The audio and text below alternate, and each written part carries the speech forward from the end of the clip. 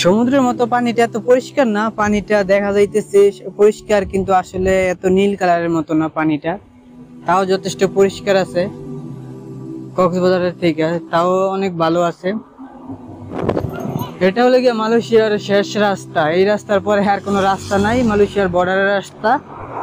এই রাস্তার পরে এই ধরেন আপনার সিঙ্গাপুর শুরু, এই রাস্তা থেকে ওইখানে দেখা যায় স্পষ্ট বোঝা যায় না, ওইখানে যে এরিয়াটা আছে ওইটা হইলো গিয়ে সিঙ্গাপুরের এরিয়া, বর্ডার পাস হয়, এখানে ব্রিজ আছে, ব্রিজ করা, ব্রিজ থেকে পাস হয়। আর এটা হলো গিয়া মালয়েশিয়া যেই শেষ রাস্তা, সুলতান ইব্রাহিম নাম এই রাস্তাটার,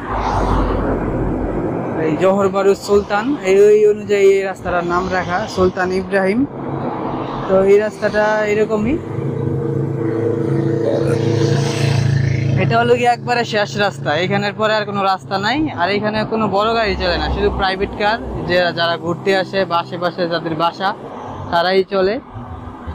আর পুরো এরিয়াটা কক্সবাজারের মতো এত সুন্দর করে পর্যটন কেন্দ্র না, এখানে একটু ঘোরাঘুরি হাঁটাহাঁটি করার জন্য এই জায়গাটুকু আর কি রাখছে।